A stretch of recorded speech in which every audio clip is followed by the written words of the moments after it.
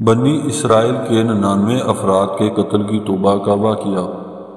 بخاری و مسلم میں بنی اسرائیل کے ایک قاتل کا واقعہ نقل کیا گیا ہے۔ حضور صلی اللہ علیہ وسلم نے اللہ کے ہاں توبہ کی قبولیت سے متعلق صحابہ کرام کے سامنے بنی اسرائیل کے ایک قاتل کا نہایت خوبصورت اور ایمان افروز واقعہ بیان فرمایا کہ بنی اسرائیل میں ایک شخص چوری، ڈکیتی اور قتل میں بہت مشہور تھا اور نہایت معمولی سی بات پر قتل کر دیتا تھا۔ ہوتے ہوتے اس کے ہاتھ سے 99 افراد قتل ہو چکا۔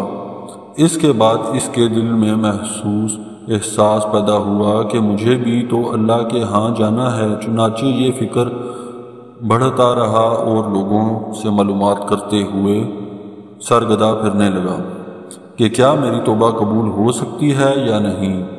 کسی عالم شخص سے ملاقات کی فکر ہوئی کہ معلوم کیا جائے کہ اس شخص کی توبہ قبول ہو سکتی ہے یا نہیں۔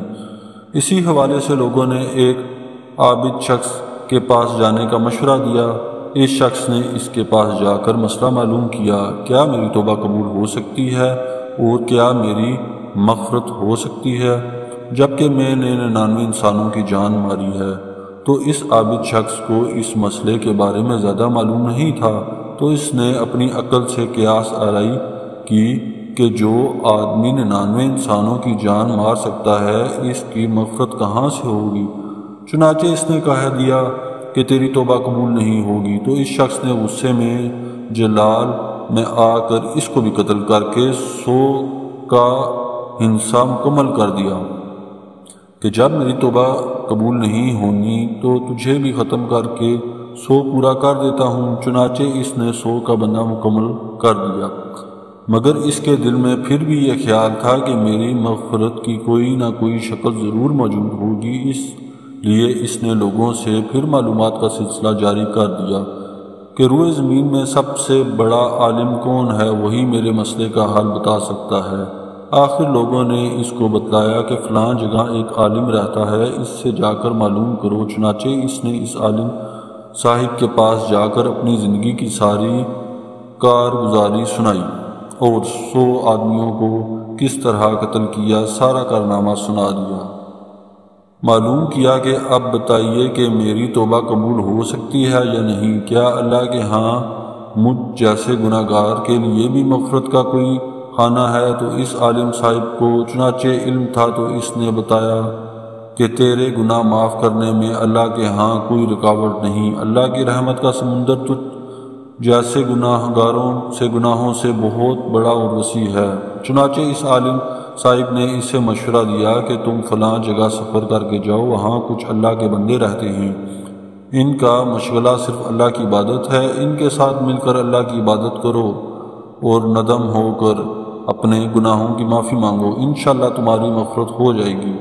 جب اس شخص نے آدھا راستہ طے کر لیا تو ملک الموت آ گئے۔ اب اس کی روح لے جانے کا مسئلہ کھڑا ہوا۔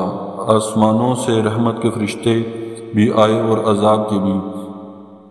رحمت کے فرشتے کہنے لگے، اس کی روح لے جانے کا حق ہم کو ہے، اس لیے کہ یہ سچے دل سے تائب ہو کر عبادت کے لیے جا رہا ہے۔ عذاب کے فرشتے کہنے لگے کہ اس کی روح لے جانے کا حق ہم کو ہے، اسی لیے کہ اس شخص نے کبھی کوئی نیکی کا کام ہی نہیں کیا۔ اسی دوران آسمانوں سے ایک فرشتہ آیا۔ بعض روایت سے معلوم ہوتا ہے کہ یہ آنے والا فرشتہ حضرت جبرائیل امین تھے۔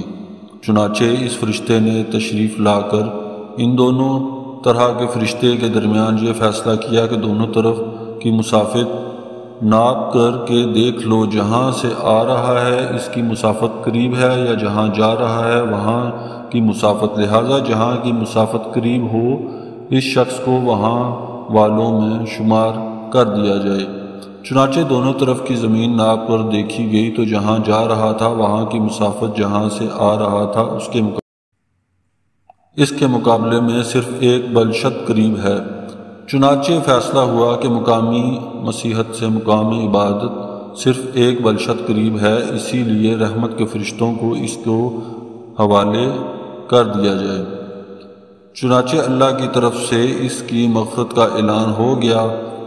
ایک روایت میں آتا ہے کہ قتادہ رضی اللہ تعالیٰ عنہ فرماتے ہیں کہ حسن رضی اللہ تعالیٰ عنہ نے فرمایا کہ ہم سے یہ ذکر کیا گیا ہے کہ اس شخص کے پاس جب ملک الموت آیا تو وہ شخص سینے کے بل اس سرزمین کی طرف گھسیٹتا چلا گیا۔ حدیث قدسی میں آتا ہے کہ میں اپنے بندے کے ساتھ اس کے گمان کے مطابق ہوتا ہوں اور وہ جہاں بھی یاد کرے میں اس کے ساتھ ہوں۔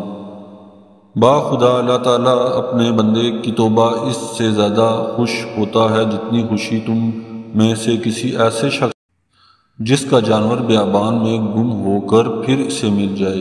اور جو شخص ایک بلشت میری طرف آتا ہے میں ایک ہاتھ اس کے قریب ہو جاتا ہوں، اور جو شخص ایک ہاتھ میرے قریب آتا ہے میں اس کے ایک باغ یعنی پھیلائے ہوئے دونوں ہاتھوں کے درمیان مسافت کے قریب جاتا ہوں، اور جب وہ میری طرف چل کر آتا ہے تو میں اس کی طرف دوڑ کر آتا ہوں۔